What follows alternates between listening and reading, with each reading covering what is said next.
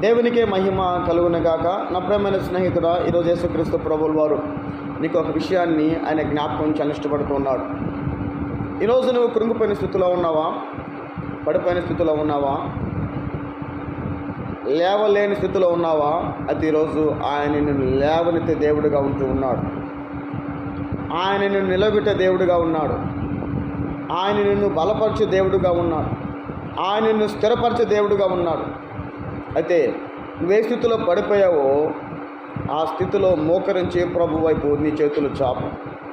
ఆనాడు పేతురు నీళ్ళల్లో మునిగిపోతూ తన చేతులైతే ప్రభువా నేను మునిగిపోతున్నాను అని కేక వేస్తున్నప్పుడు దేవుడు పేతురు యొక్క ప్రార్థన విని ఆయన వంగి పేతురు యొక్క చేయి పట్టుకొని పైకి లేవనెత్తివేయాడు. మునిగిపోతున్న పేతురును దేవుడు లేపాడు. అలాగనే ఈరోజు దేవుడు నిన్ను కూడా లేవనెత్తేవాడుగా ఉన్నాడు. అయితే ఈరోజు నువ్వు దేవుని వైపు నీ చేతులు ప్రభువా నన్ను లేపు, ప్రభు నన్ను లేవనెత్తు, అయ్యా నన్ను రక్షించు అని ప్రార్థించు. నీ ప్రార్థనకు దేవుడు గొప్ప జవాబును కలుగు చేయబోతున్నాడు. దేవుడు మాట దీవించునుగాక.